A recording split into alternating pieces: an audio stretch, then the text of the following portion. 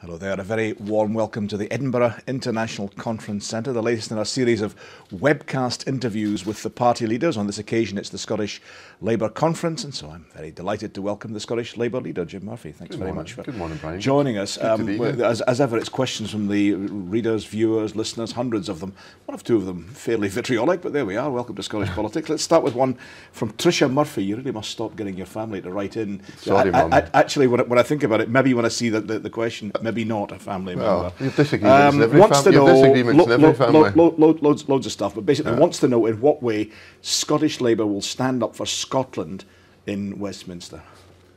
We'll change our economy and the way in which things are organised. We'll do things differently from David Cameron and the Tories. There's particular examples. We would introduce an £8 national minimum wage. That's not going to happen if we don't have a change of government.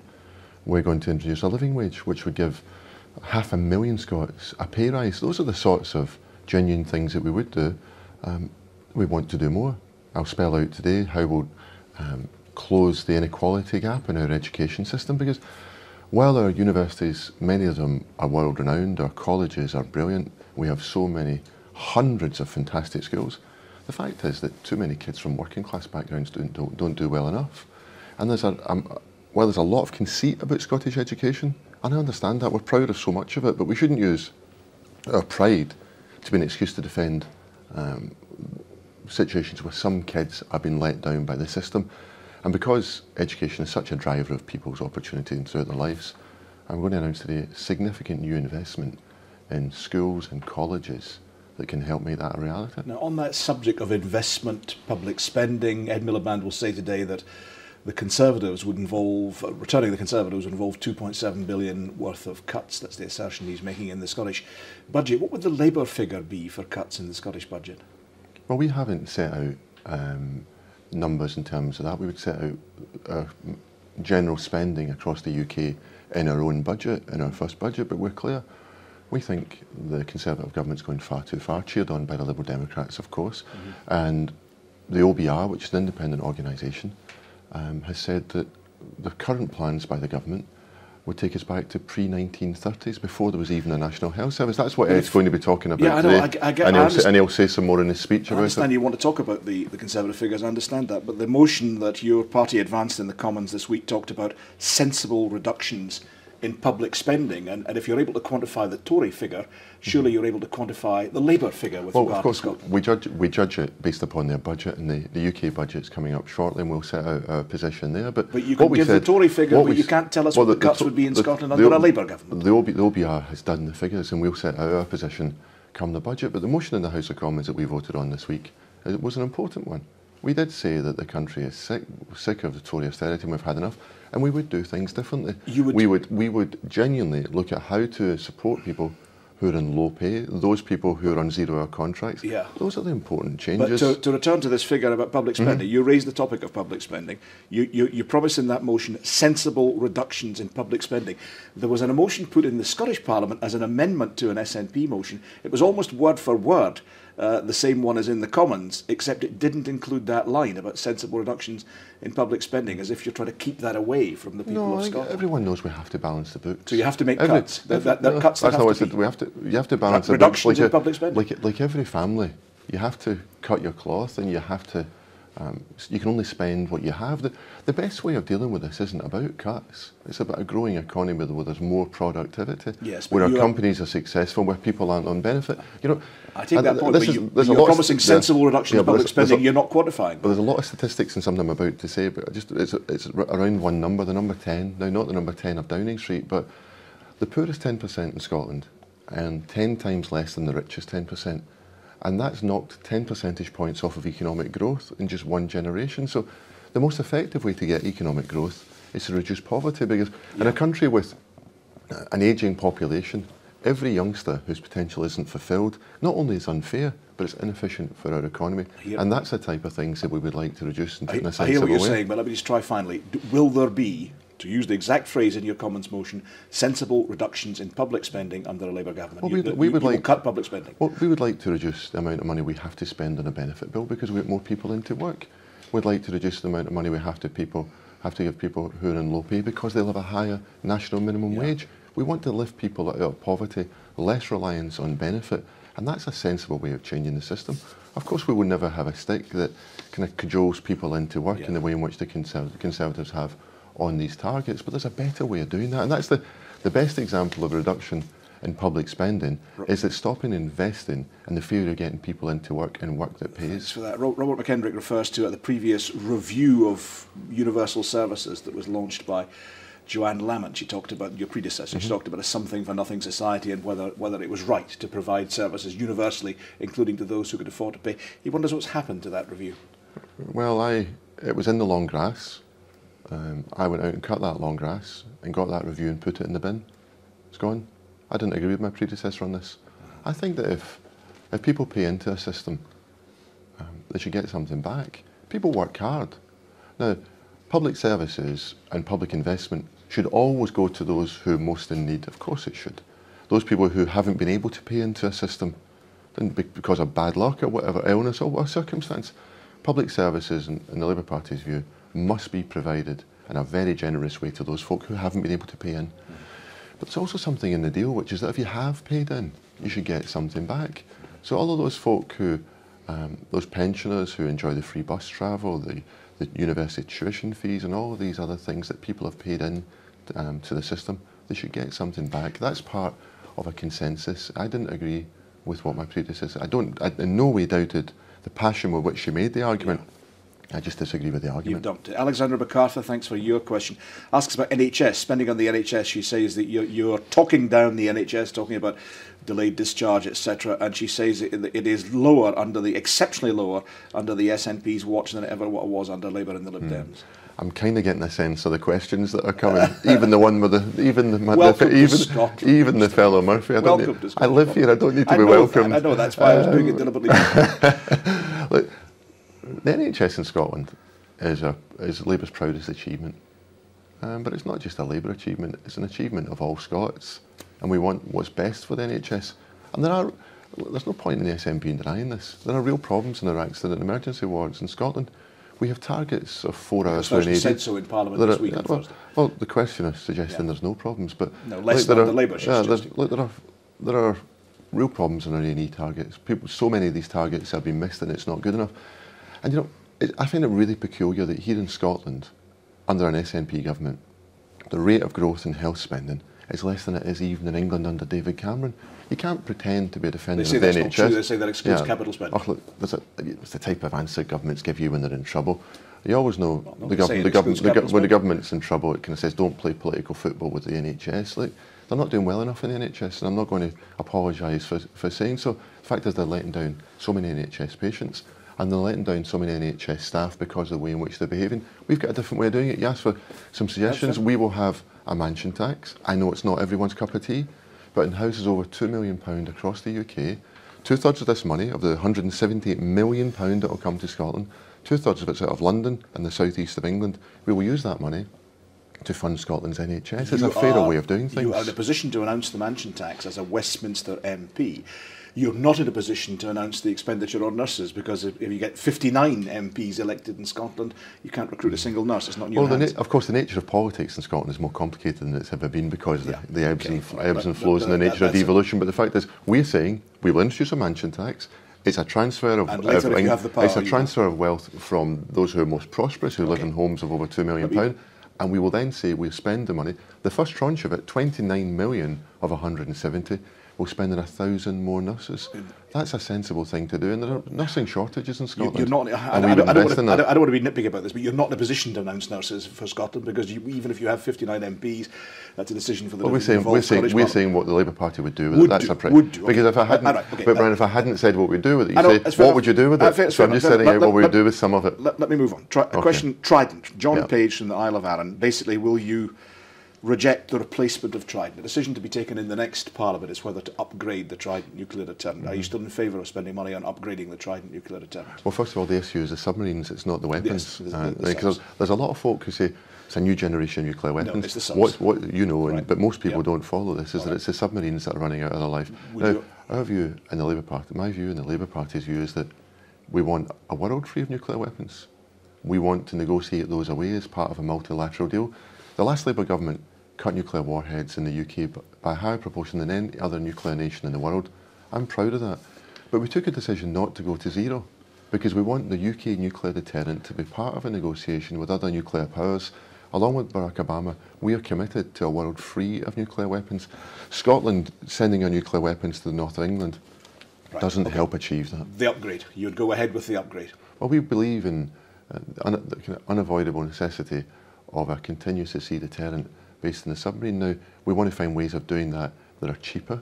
But we think in a world where Iran and North Korea are trying to get the nuclear bomb, where Pakistan and India face off along a nuclear divide, now isn't the moment for the UK to unilaterally give up its deterrent. So we would maintain a deterrent and seek to negotiate. Upgrading the subs. Yeah, our view is that unless there's a massive multilateral effort in the next few months, then that we would have to renew our nuclear deterrent, maintain it, then negotiate it away. Because in a world as dangerous as ours, this is a decision that will last for decades to come.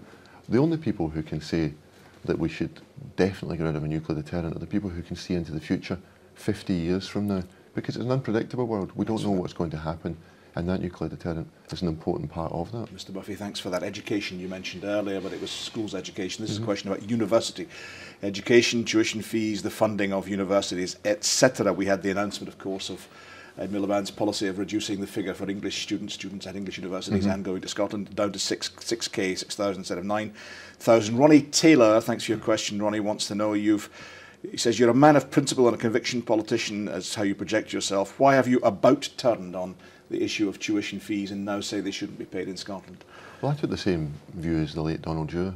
When we were in the House of Commons, of course, the government at the time introduced tuition fees, but more than 15 years ago, Donald Dewar and the Labour Party and the Scottish Labour government abolished tuition fees in Scotland, and I've stood in manifestos over the years since then in favour of maintaining that policy in Scotland. So it's very, very clear about this. But you were in favour of the principle of fees before, indeed, you condemned the notion of free university tuition in the past. My view was that tuition should be free in Scotland. We voted for the introduction over 18 years ago for a change in the system, but 15 years ago, Donald Dewar changed that policy. I supported it and campaigned for it. But there's something else about this, is that it's right to celebrate free university tuition fees, and Labour Party will keep those fees free in Scotland's universities. But as a result of the announcement by Ed Miliband on changing the tax arrangements and the tax thresholds on pensions, also on savings from those who earn over £150,000 to cut fees from 9,000 to 6,000 in England, that frees up a lot of money because of the Barnett formula. Yes. And we'll spell out today how we'll use some of that money, because those folk who don't get a chance to go to university, should they be left out of some of this investment? And we'll say more about that later today. A couple of things are rising then. That's very interesting. A couple of things are rising. If you're in favour of no upfront tuition fees in Scotland, would you be in favour of a graduate tax, a graduate endowment of some form? No, we've got no plans to change the policy at all. We'll maintain the policy that we inherit from the SNP on this, which is that they built upon. No fees. That they built no upon fees, the decision. No graduate tax. No graduate endowment. No, nothing. That's right. Absolutely. Okay, right. And they built on the policy, of course, from Donald Dewar from 15 years ago. Right. That's very clear. You cut the cost paid by English students to 6,000. That means that the Scottish universities who recruit students from England, they face a shortfall. Yep, that's true. But we've said, and I know you'll have followed this earlier in the week, is they estimate the shortfall to be about £37 million. Because, again, not all your viewers will follow this, but previously an English student coming here would pay 9,000, and the universities now would get 6,000 from that same student in the future. So that's a £37 million shortfall as a consequence for Scottish universities.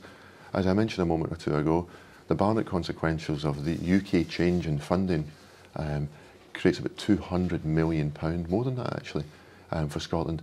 We would allocate £37 million of that to plug the funding gap that's created by this change in fees in England. A final tiny one on this. The benefit from the policy affects students from England, but the cost affects pensioners across the whole of the UK, right, yes. including admittedly perhaps well-heeled, but wealthy pensioners in Scotland are paying to subsidise English students. No, and that's, if you don't mind me saying that, there's a bit of confusion behind your question, Brian, but I don't mean that in an impolite way, because it is a UK-wide change. Yes. That money will go into a UK pot, and the money will be distributed in line with the Barnett formula. But English students will benefit and Scottish pensioners will pay among the UK pensioners. UK pensioners will pay. Yeah. Including Scottish ones. Yeah, and UK pensioners will pay, and in England, the money will be used to cut fees from 9,000 to 6,000. Scottish pensioners will pay, of course, a similar amount to English pensioners, but in Scotland we'll do something different with the money. Okay. Now that tuition's free already in Scotland for 15 years, we'll use this money to do something different in education. We'll detail that this afternoon, but it's about supporting those youngsters who don't go to university, because there's not a fair deal at the moment. William Black doesn't give where he's from, but he says, why are you running for Westminster? You announced this week, you were confirmed this week rather, that you were going for your continuing seat of East Renfrewshire. Why are you standing for Westminster when you're seeking to be the First Minister in a Scottish Parliament? Well, I was chosen as a candidate for East Renfrewshire long before I was elected leader of the Scottish Labour Party. Long before I was elected leader of the Scottish Labour Party. This is the most important election in Scotland in my lifetime, and possibly your own as well, Brian. And essentially the decision about who governs the rest of the UK will be made here in Scotland. The polls are clear that it's neck and neck, and in fact one poll this week showed that it's entirely a dead heat at 272 seats versus 272 seats. I want to be part of that. I want to get rid of David Cameron. I want to end that decade of Tory austerity and play my part in it. But of course, I remain committed to being the Scottish Labour's candidate for First Minister in 2016. I'm very clear about doing that. That means you'd be contesting a Holyrood seat in just a year's time. Would you stand down from your, supposing it all goes well for you and you win East Renfrewshire, and polls suggest you might be one of the few Labour MPs from Scotland, but there we are. Suppose you win East Renfrewshire, you'd have to stand down in a year's time? That's a question asked, by the way, by Andrew Scott. Okay. From Giffnock, in fact. From constituent. I won't ask him when. I won't ask him where. He says, would you only represent people for 1 year and then cause an expensive by-election? All right. Well, first of all, the polls are there to be confounded. Yes. We are behind in the polls. Of course they are. They're a snapshot. But if these polls are repeated on election day, it's bloody awful for the Scottish Labour Party and absolutely brilliant for David Cameron, because the biggest party gets to form the government. Now, notwithstanding the question from one constituent, if I was going to change what I've said in the past, I would tell all of my constituents first, and while one of them is tuned into our live webcast, it's fair that I would inform my constituents before that and take it one election at a time. So you stand this year, and then next year you will be standing for Holyrood next year. Of course, absolutely. So you'd be either in two parliaments if it goes well, or you step down from Westminster and cause a by-election. Well, you're showing by the nature of your question, there's a lot of hurdles here to get over, and I'll take it one election at a time. I'm not being presumptuous about 2015. I'm not being presumptuous about 2016. Don't the good and sensible people of East Renfrewshire, whom you were asking to support you this time, aren't they entitled to know whether you're going to be there for a year or 3 years or 4 years or 5? Well, of course, I'll let them know. I'll let them know first. I'll talk to them through. Talk to them through the election. But when I'm about to make an announcement on these things, it's a well-established and long tradition that you inform your local Labour Party and you inform your constituents in a formal way, and that's what I would do. That's what I did in terms of the announcement that I was reconfirming standing for the UK Parliament in May. Thank you. Martin McPhee says the best possible scenario for Scotland, thank you for your question, Martin, is representation in the UK Parliament via the SNP in coalition with Labour. Now, there's been lots of talk about this week. It doesn't have to be a coalition. The SNP seem to think that's pretty unlikely. I mean, you had a coalition between the Conservatives and the Liberal Democrats in the last Parliament. You're far too young, but go back to the late 70s. You had the Lib Lab Pact, whereby David Steele kept James Callaghan in office. You reported on behalf of the BBC about it, did you? Not the BBC, P&J in those days, but I did cover these matters. So various things are available. An agreement of some sort. Ken Baker, Lord Baker, overnight is suggesting there should be a grand coalition of the Conservatives and Labour. Do you rule that out? Absolutely. I mean, we don't need lessons from Tory dinosaurs about how to run Scotland. That's what a ludicrous idea. The difference between the Labour Party and the Tory Party is bigger than it's been for so many years. There's one way of running the economy, and there's a different view from the Labour Party. We've got so little in common when it comes to some of these big issues that that's never going to happen. Of course, there was only ever really once before in terms of wartime with Churchill and Attlee, of course. I do remember as a kid a Labour government in 1979 being brought down, a vote of confidence in the House of Commons where every single SNP MP voted with the Tories. Mrs Thatcher succeeded that Labour government, and the SNP brought down a Labour government. I'm determined that they don't prevent a Labour government, And that's what happens this time if people go out and vote SNP, because the biggest party gets to form the government. And you know that, but a lot of folk who are watching don't follow the details and twist the turn of politics. You're ruling. In every election since there was adult universal suffrage, since long before the Second World War, the biggest party forms the government. It's a fact of political life. And in this election, it's either Labour versus Tory. All right, you're ruling out a pact, an agreement in any form with the Tories. You regard that as nonsense. Could you go into an electoral agreement in a hung parliament with the Liberal Democrats? Is that feasible, or do you rule that out? Well, look, you're right in saying ruled out the ludicrous idea that we do. Okay, you rule out a thing with the Tories. Right, okay. In terms of other things, the SNP have already ruled out any quote. But you asked me about the SNP earlier. That's what the Liberal Democrats. But you asked about the SNP first. I really didn't. On the Lib Dem. Okay, so on the SNP have ruled out a coalition. In terms of the Lib Dems, we're not going to get involved in the kind of machinations and the speculation about what happens after the general election. We want to fight. But you have done with the Tories. You say it's completely nonsense. That's not a machination. That's just common sense. That's not a machination, right? That's not even a serious. It's not even a serious question. The Tories, but you won't. I'm serious about this. You rule out the Tories, but you won't rule out the Liberal Democrats. You won't rule it out.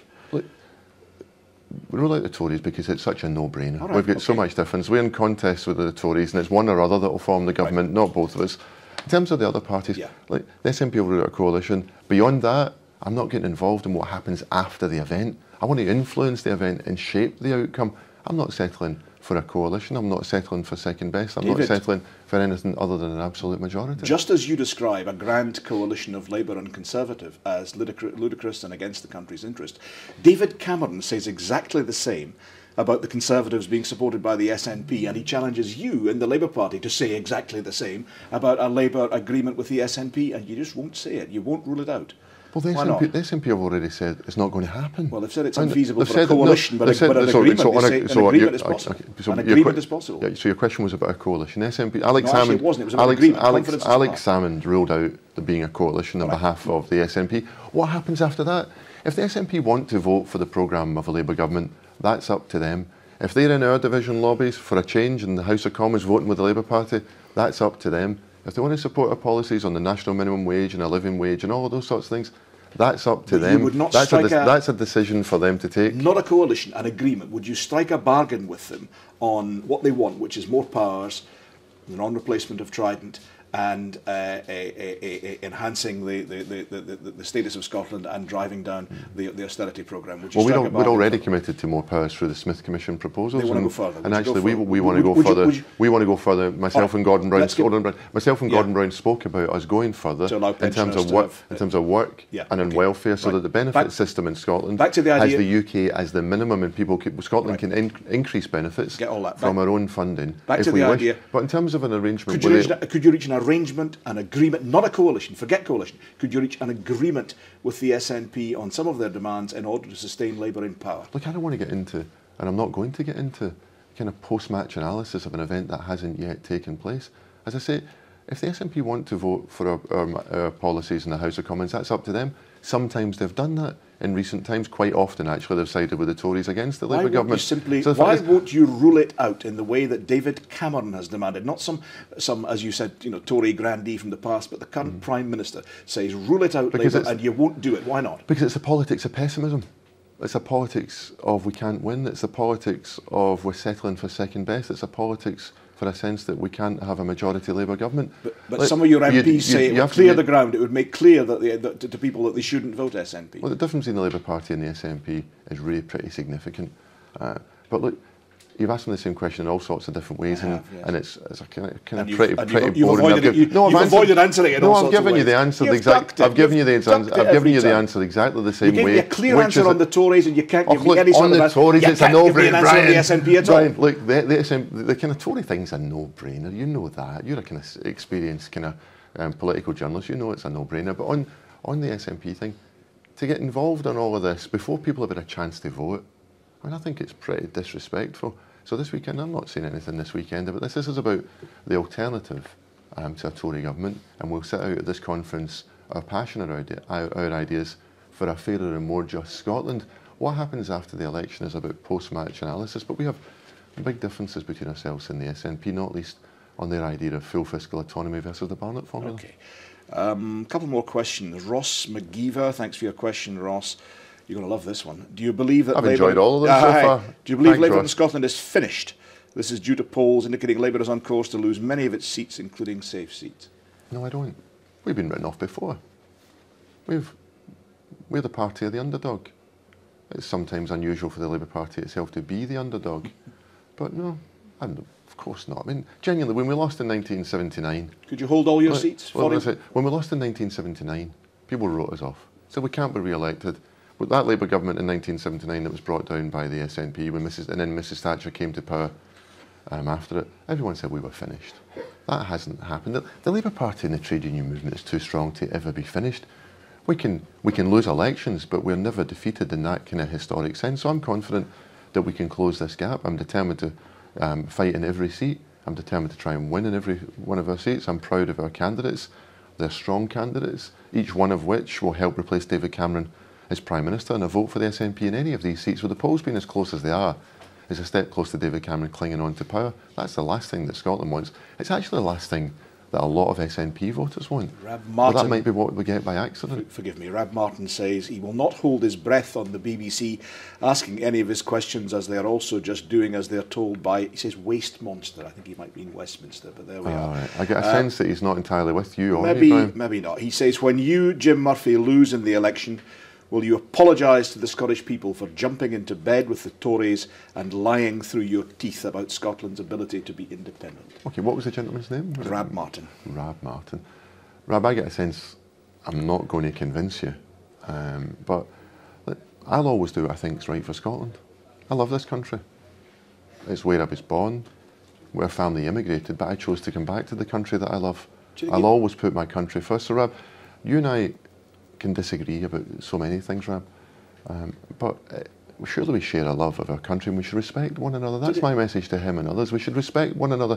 Don't doubt the patriotism of the commitment. Question the politics and question whether we're any good, question whether we get decisions right.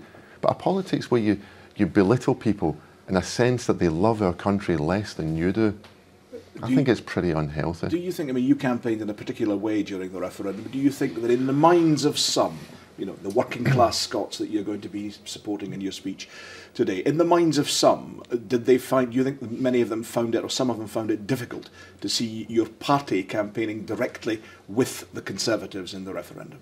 Has it damaged your party in the minds of some? Well, I think a lot of people are still reflecting back in the referendum. Of course they are. And the nearer we get to the general election, I think people will think about the future rather than the recent past. I understand that. But of course, since the referendum, the opinion polls have changed. You know, I mean, we all know that and we all notice that. But has one factor been, you know, the SNP constantly talk it up, and you want to understand entirely why, from their perspective, has one factor been that in the minds of some you were seen to be in, to use the phrase, in bed with the Tories? That Rab's phrase again. Yeah. Like after the referendum, the Labour Party was magnanimous in its success in terms of the referendum, and the SNP were victorious in their defeat. But my general sense about this is that the referendum was last year's disagreement. Did it damage your party, Mr. Murphy, to be in cahoots with the cahoots is a value-laden word? Did it damage your party to be in the Better Together organisation alongside the Conservatives? I know it annoyed some of our traditional supporters, but I just did what I thought was right for our country, which is to campaign for this idea of solidarity. I'm a member of a trade union. The Labour Party was formed by trade unions. I'm a party of socialists and social democrats, and we believe in a union in the workplace because it makes people stronger, more effective, more influential, can make us safer and more prosperous. And we believe in a union in the workplace, and we believe in a union in these islands, because that old idea of solidarity being strengthened in an unpredictable world is true in the workplace and it's true in these islands. But you know, I know that people were frustrated about, a lot of people were frustrated about the outcome of the referendum, and I know they want change. But the general election that's coming, we have a chance of making change. Perhaps not exactly the change that people wanted, but I want to convince people that the Scottish Labour Party can be the change on things like the minimum wage, things like chances for working class families, keeping tuition fees free, but using more money to help those kids who just don't get on in life, the people who are left behind in some of the schools and some of our housing schemes, who don't get a chance to go to our best universities, who don't get a chance to have the best apprenticeships. And that's the type of change, that's the type of change that we believe in. Very briefly, the referendum energised people. It made them think about who speaks up for Scotland. You know that. It's why you've changed your own constitution to talk about a patriotic duty to Scotland. Right now, are people not thinking about who speaks, who stands up for Scotland, and they're not giving the answer, Labour, to that question? Well, I know we've got work to do. I know that. I see the opinion polls. You see the opinion polls. The people who are watching today see the opinion polls. The people who have submitted the questions see the opinion polls. The fact is, we know we've got to turn this round. Part of the argument is the Scottish Labour Party has changed. We can be the change that people in Scotland want. Part of the argument is that if we vote SNP here in Scotland, David Cameron gets a second term in Downing Street. But it's also a sense that you're right, is that the referendum was a passionate experience. We've got to make sure it wasn't one moment in September last year. We've got to take the energy, the idealism in both sides of that referendum debate and channel it towards changing our country. And we have the chance to do that in May by changing our Prime Minister. Jim Murphy, thank you very much indeed for joining me, and thanks to all of you for watching. From me, Brian Taylor, toodaloo the noo.